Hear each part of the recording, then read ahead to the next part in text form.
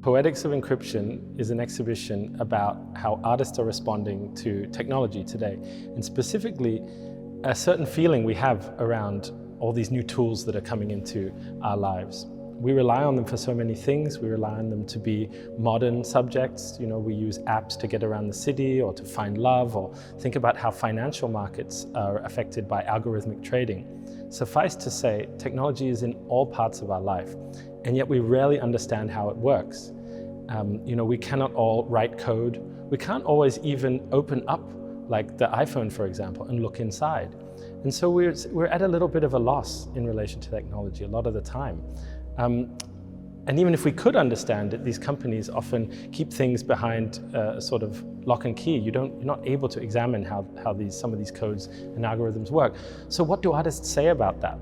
What do artists say about the psychology of being intimately connected with technology and yet at the same time alienated from it? And I think that's what this exhibition explores. So the exhibition is divided into 3 chapters, and they're based on 3 chapters of the book that inspired the exhibition. And each of them explore where we imagine ourselves to be in relation to the inside of technology. Where does an intelligent, embodied person imagine that they are? For example, in the first chapter, Black Site, you imagine that you're locked in, you're buried alive, you're surrounded by technology, you're contained, you're trapped. Maybe you're inside some kind of technological prison of a sort. Perhaps you'd like to escape, or perhaps you'd like to know where you are exactly. You need to map this space. So we have artworks that really explore this feeling of being contained or trapped by technology, and I think that's a familiar feeling. Now, the second chapter is kind of the reverse of that. So that is Black Box, and that is locked out.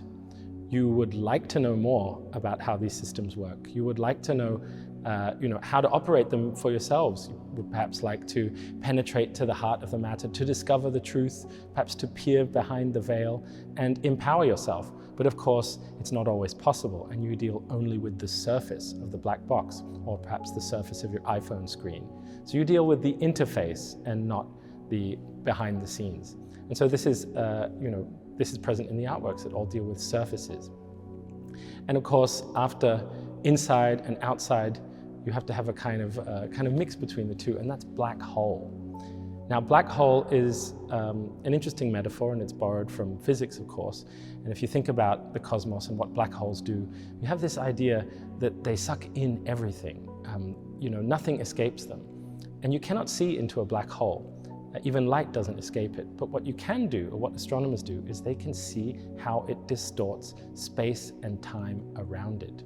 So you can only see a black hole by looking at the distortions it creates in the universe. And I think that's a very interesting metaphor for the internet or for AI. Why?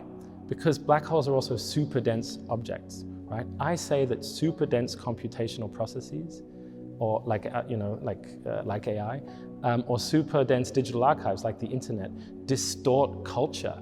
They distort politics. They distort meaning. We enter a world of post-truth.